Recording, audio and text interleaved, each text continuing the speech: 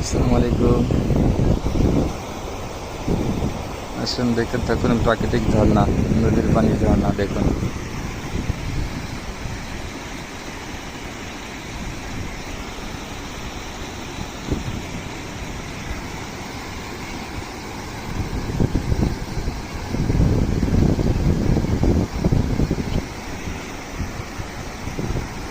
পানির প্রচুর স্রোত,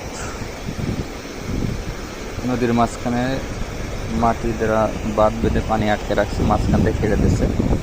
প্রচুর স্রোত, মনে হচ্ছে বন্যার মতো পানি স্রোত যাচ্ছে। যে স্রোত যাচ্ছে ওই পানিতে কেউ দাঁড়াইলে তারে ভাসায় নিয়ে চলে যাবে কাছে। এই যে আমরা একটু দেখানোর চেষ্টা করছি বন্ধুরা, এই যে এই নদীটা ভৈরব